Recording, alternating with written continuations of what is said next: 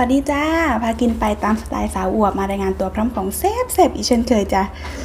ฝนตกอย่างนี้ก็นึกอะไรไม่ออกก็วนมาก๋วยเตี๋ยวจ้าวันนี้เส้นเล็กน้ำใสอีกเช่นเคยเดี๋ยวนี้ติดกินจะแต่เส้นเล็กเลยจ้ะวันนี้นะคะ ฝนตกจ้าเพื่อนจ้าฟ้าครึ้มเชียวภาพอาจจะดูมืดๆหน่อยเนาะอันนี้ขนาดใช้ไฟช่วยแล้วนะคะอันนี้ก็ต้องขออภัยจริงๆนะคะกดไลค์กดแชร์กดติดตามกดกระดิ่งให้สาวบได้วยจ้าพอจะถ่ายคลิปทั้งทีก็ตกเนาะฝน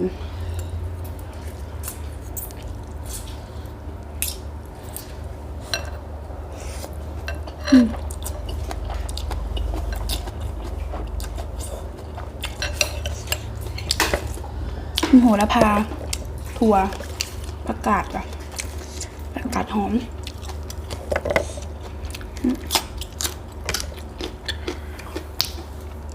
เพื่อนบอกว่ายังไม่เคยกินก๋วยเตี๋ยวกับอันนี้เลยกะปิตอนแรกโบก็กินไม่เป็นนะคะพอเห็นเพื่อนๆใน YouTube กินก็เลยกินตามก็เลยกินเป็นนั่นแหละจ้ะ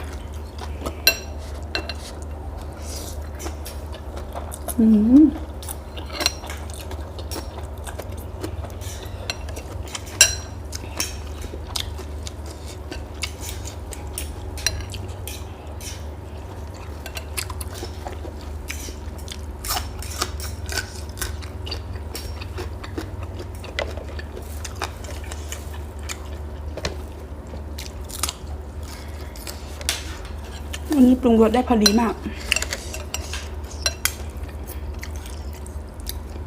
มีแต่เพื่อนๆแนะนำ iPhone เลยจ้ะโทรศัพท์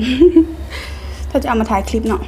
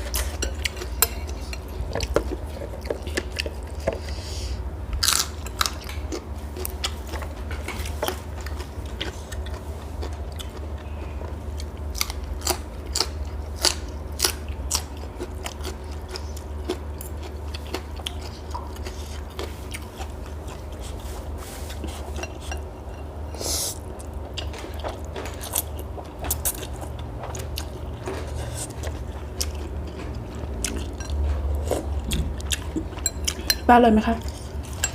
ดูความเหนียวออก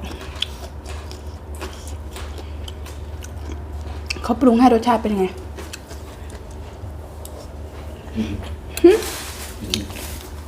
ไม่ใส่น้ำปลา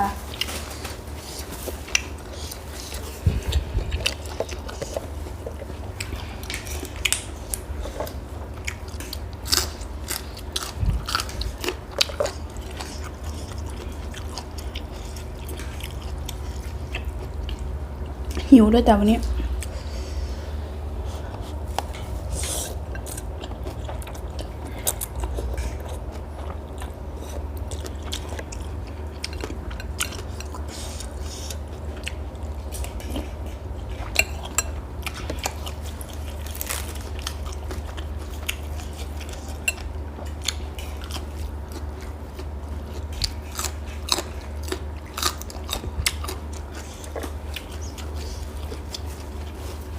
เดี๋ยวนี้เข้าห้างเขาก็ให้สแกนกับโทรศัพท์เนาะจ้ะแฟนบัวไปโลตัสเนี่ย ปกติก็ไม่ได้สแกนเนาะแต่เพิ่งมามีแบบนโยบายช่วงไหนๆนี่เองไอแฟนบัวก็ไม่ค่อยเก่งเรื่องโทรศัพท์ด้วยไงคะ เขาก็เลยให้เขียนชื่อเอายากเนาะเห็นบางคนบอกว่าโอ้โหเข้าไปแล้วแบบไม่ได้ซื้อของนะไปห้างอะเพราะว่าตัวเองไม่มีแอปเขาเรียกแอปอะไรสักอย่างนี่แหละบัวดูในข่าว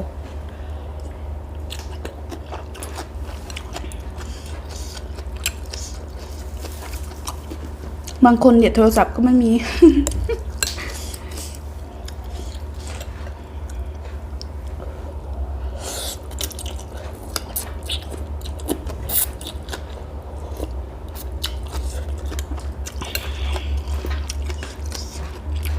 มันคล้ายๆเป็นแอปแบบ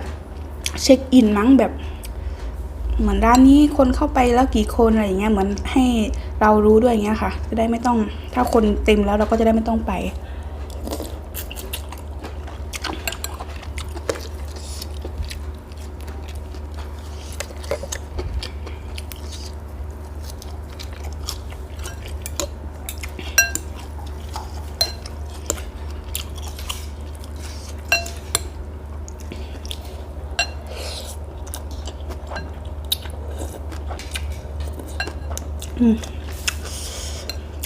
ฝนตกแต่อากาศก็ยังร้อนอยู่จ้ะ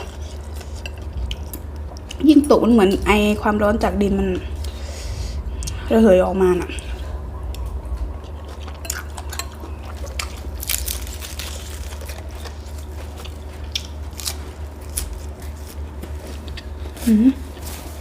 เช็ดเหงื่อก่อน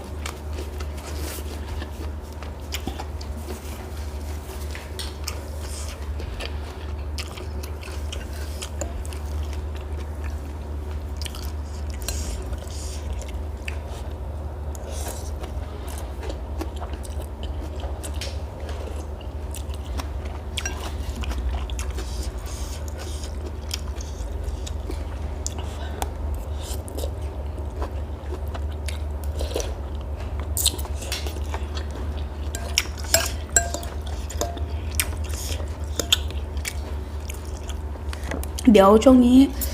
เพื่อนๆก็คงต้องเห็นบัวถ่ายคลิปช่วงเย็นบ่อยๆนะจ๊ะเพราะว่าบัวจะต้องไปทำงาน ได้งานทำแล้วบัวก็แต่ไม่ทิ้งการทำ YouTube นะคะก็ทำ YouTube ช่วงเย็นด้วยทำงาน6 โมงเช้าเลิก6 โมงเย็นไงจ๊ะเราก็ต้องเนาะ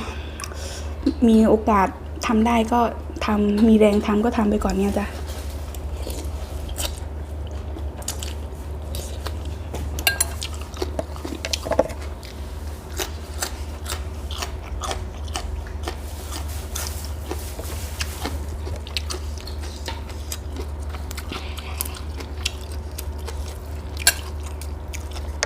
เป็นงานเดิมที่โบเคยทำมาจากร้านกาแฟแล้วช่วงวันที่21ก็จะต้องเข้าไปละเดี๋ยวดูว่าจะมีอะไรคลาดเคลื่อนอีกไหมแต่พี่เจ้าของร้านเขาก็บอกมาแล้วเลยว่าวันที่21ให้เข้าไปทำได้เลยเงี้ยจ้ะ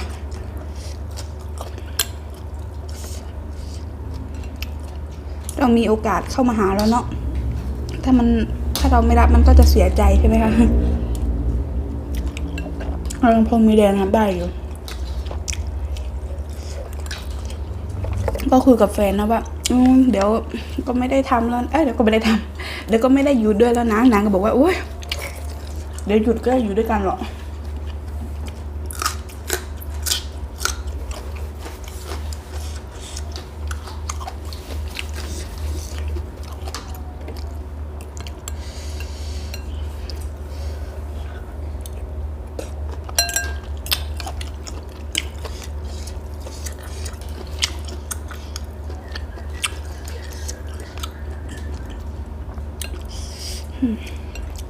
ภาระหนี้สินเยอะก็ต้องช่วยกันทำงาน จะได้หมดไวๆจะได้มีบ้านอยู่นะบ้านเนาะหมดปัญหานี้ก็ปัญหานั่นมาคนเราจะ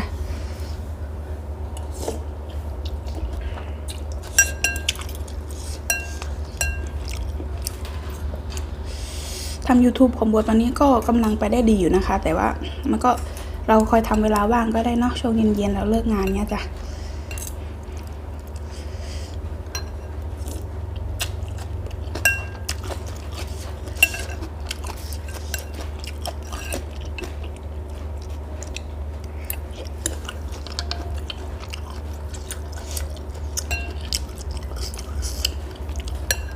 ที่ทำงานก็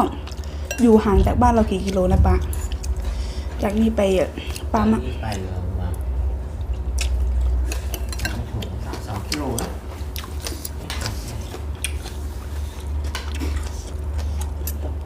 กี่กิโล4 ไม่ถึง ไม่ถึง2 ประมาณนั้นแหละเกือบ2 กิโล เดี๋ยวบัวก็ต้องหัดตื่นเช้าแล้วเนี่ย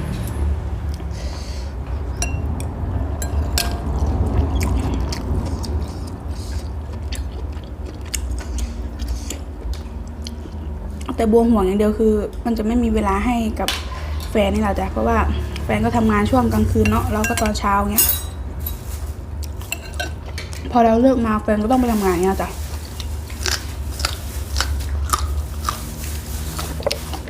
เดี๋ยวก็ต้องปรับจูนกันใหม่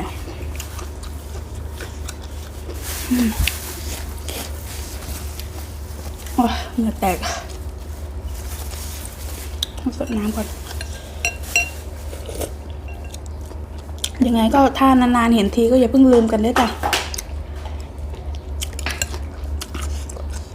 บางทีอาจจะเหนื่อยจากงานเนาะไม่ได้ทำอย่างเงี้ยแต่ไม่หายแน่นอนค่ะของกินก็อาจจะต้องซื้อมาเตรียมไว้แต่เช้าเนาะแต่ก็มาทำตอนเย็น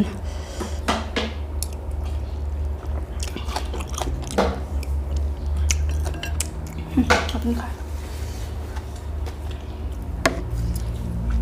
ปลาเล็กต้มให้หมาไหมต้ม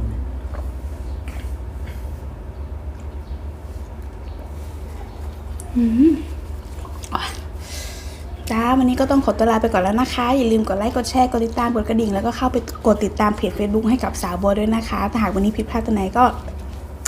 ต้องขอโทษจริงๆนะคะลาไปแล้วจ้า